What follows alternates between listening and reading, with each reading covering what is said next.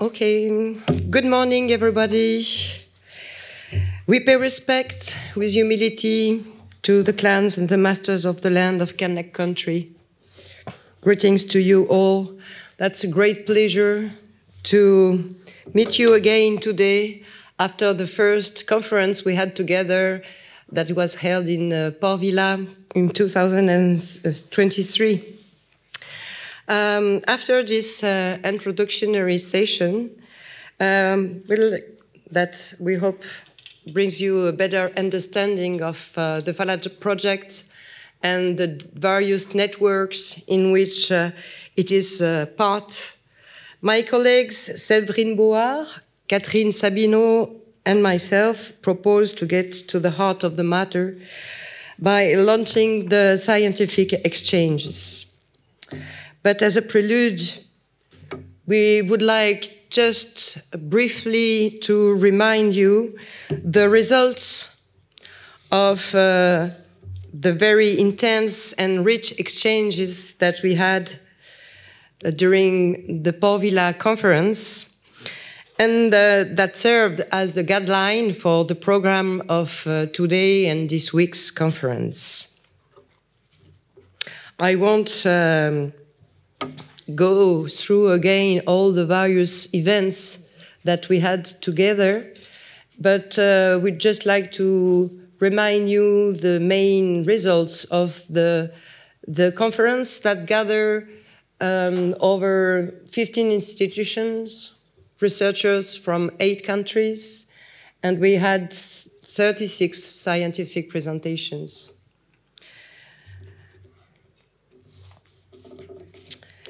The diversity of work presented at the Port-Vila conference testified to the many facets in maintaining, restoring, and promoting sustainable farming, family farming in intertropical island countries.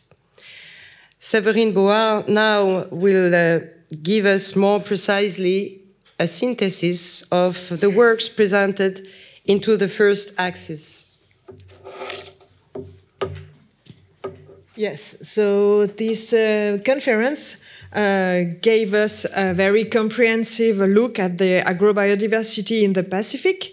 In fact, all the presentation emphasized the importance of studying indigenous plants like breadfruits, island cabbage, amaranth, ocari nuts, because these plants are valuable for not just for food or nutritional aspects.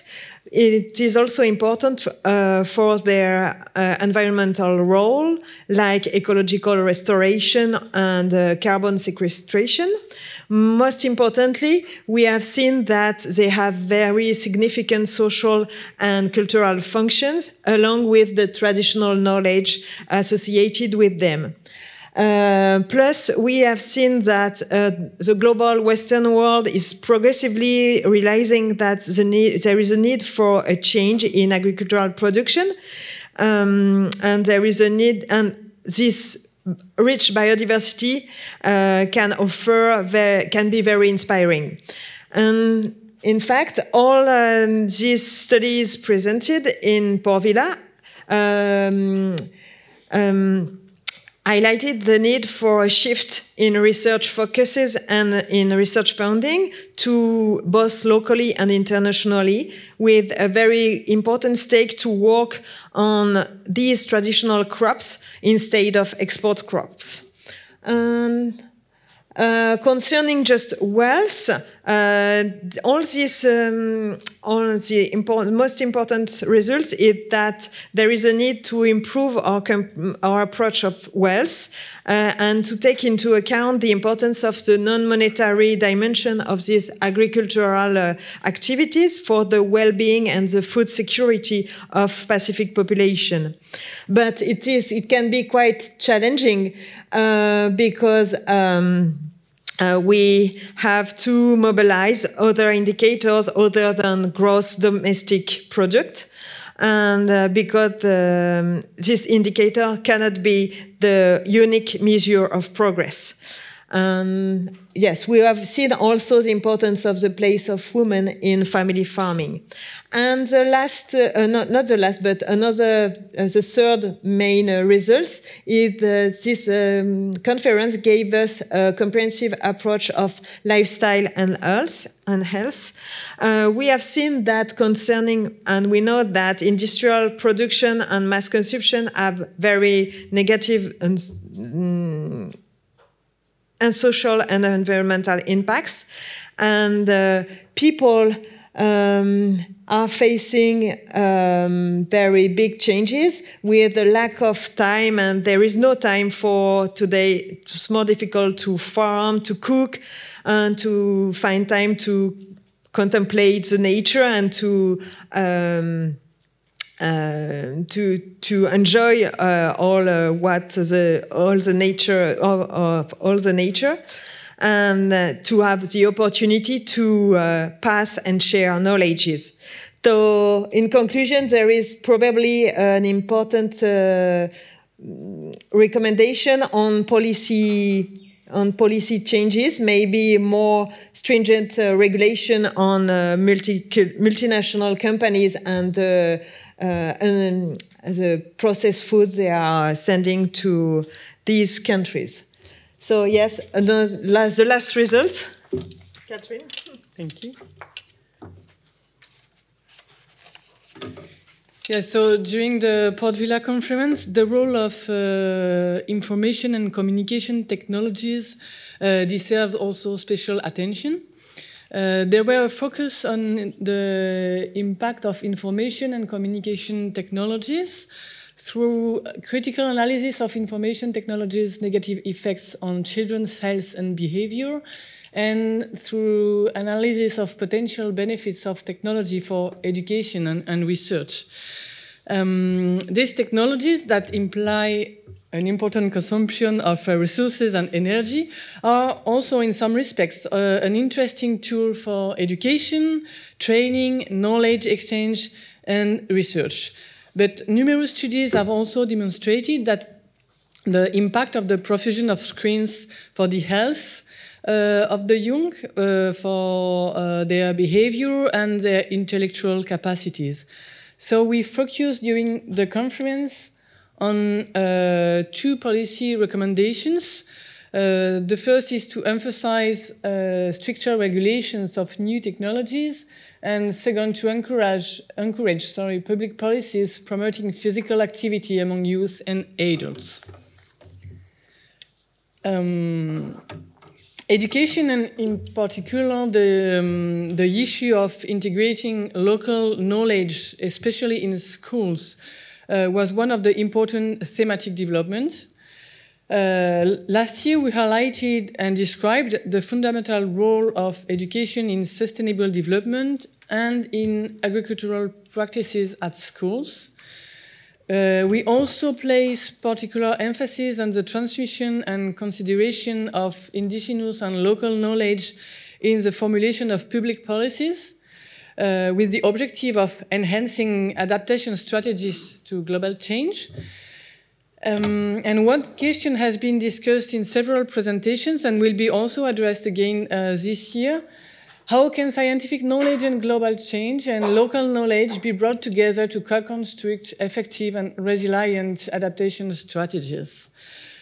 So we hope that the final stages of the Falah network will strengthen the dialogue with policymakers, allowing Mr. Nepeun or Mr. Naloko, we heard together, to come, allowing the Mr. Nepeun and Monsieur Amaloko speeches to come true during the next years.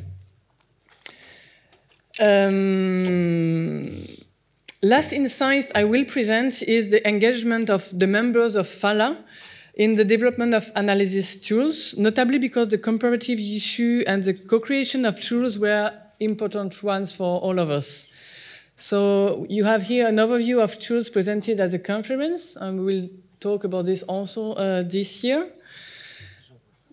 And yes, and I will conclude with on the importance of qualitative analysis on social and cultural transformation to deepen our understanding of process revealed by statistic and digital tools of measurements.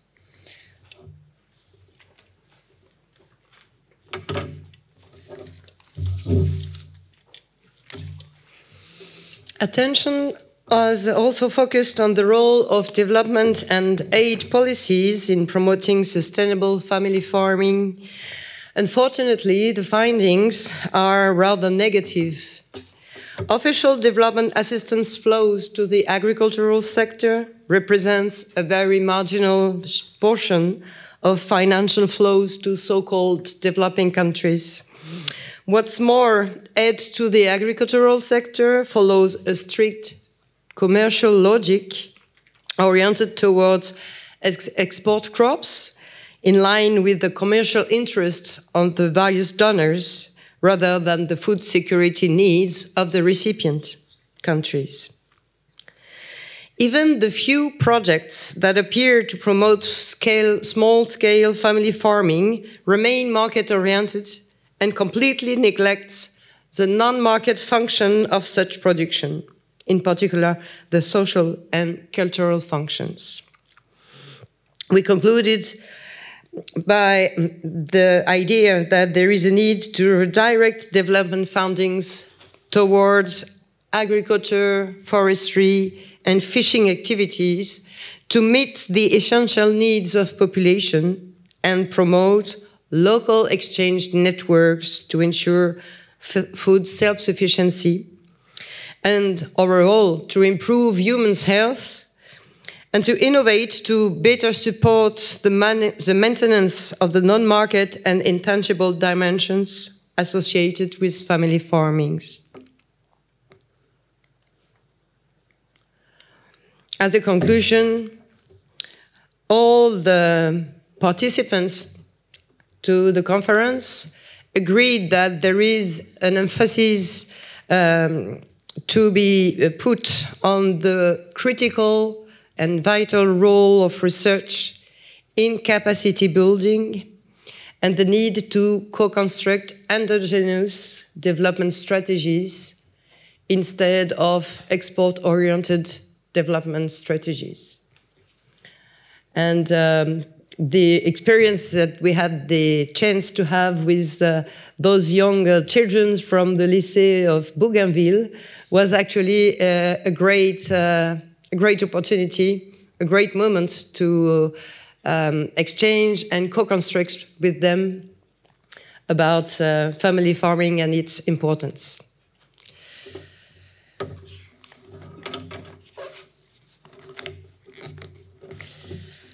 Since this conference, Falah members also had the opportunity to meet again during the Fiji and Solomon Islands seminars to share Falah research results, but also to help local students to develop their skills, in particular training in survey tools or poster presentations of results. So those are the lines that I've been drawn, and from where we are starting now this conference. And to conclude our presentation, we would like just to briefly introduce this week's agenda. Yeah. So the conference kicking off today is centered around three main themes. First up, we will look at the role of family and challenges of family farming in small islands, because lifestyles changes like migration, labor organization, land scarcity, etc. Additionally, we will look at the impact of climate change on all these agricultural production and fishing activities. And we will also have insights of the impacts, not only agronomic or maritime impacts. We will also look at the financial consequences. The second main themes is will help us to dive into four main areas. First, we are looking how family farming, fishing, hunting, and in small island countries can help with sustainable transition. After that, we will look at gender issues in family farming, because family farming can act as a social safety net. So how we can make this function, how can we make this function even better? We can also look at the intergenerational transfers and how these family structures can adapt to people that are coming more and more, that become more and more mobile. And we will also discuss about remittances, migration, for example, with the keynote of Gilbert David. And lastly, we will talk about, we will have many presentations on physical activity and the changes in individual lifestyles at home, but also in families, in schools, and how does it and all these changes. In the end, the third theme is mainly on co-building knowledge, and we will explore how we can intermingling indigenous and scientific knowledge in family farming and in fishing activities. We will talk about how local knowledge is learned and taught, and how perceptions of this knowledge are evolving. We will also discuss the challenges of integrated local and scientific knowledge. How does it fit together? Do they clash or do they mix quite easily? And we will look at the role of advisory services for family farmers, fishers, and hunters in small islands. And finally, we will consider how digital tools can help in the construction of knowledge. Sorry, j'ai tiqué. So we will be 3 days together. 3 days for 45 scientific presentations in 16 parallel sessions here and in Pepite Room. We will have one public conference tonight. Yeah, yes. It's Wednesday. Yes. No, it's Tuesday. So tonight with Corinne Caillot and Séverine Blaise. The name is Family Farming and Lifestyles, the Influence of Individual and Environmental Factors. It will be a French conference to share also with other people from Nouméa and New Caledonia. And 5 amazing keynote speakers that I will present. Just if you have any questions to find your ways or other issues, please contact the young students with the blue skirts, who will be very glad to help you. Thank you. And so the 5 keynotes will be Professor David Robenheimer from the University of Sydney, just after this talk, about lifestyle transition, global and local perspectives.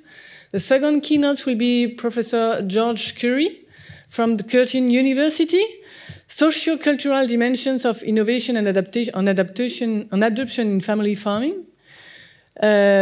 Professor Margaret Hallman Farinelli from University of Sydney. It will be tomorrow afternoon. Food in the Pacific Island Countries and Territories, a Global Vision for 2025. And 2 keynote speakers for the last day, Dr. Gilbert David labor schemes, food security and knowledge, emerging and renewed trends in the vulnerability of Pacific Island countries and territories, coping with heavy changes in globalization. And the last one will be Professor Anthony O'Kelly from the University of Wollongong, promoting physical activity in the Pacific Islands, challenges and opportunities. And we all three will do a synthesis of the conference at the end of the conference on Thursday evening. And yes, I think all is said. Yes. Yeah? Yeah. So we'll continue to have the time to hear you, Professor David Robenheimer. So I will present you briefly. Graduated from the University of Oxford, Professor David Robenheimer leads the nutrition theme at the University of Sydney's Charles Perkins Centre. His research on nutritional ecology spans over 40 animal species, focusing on industrialized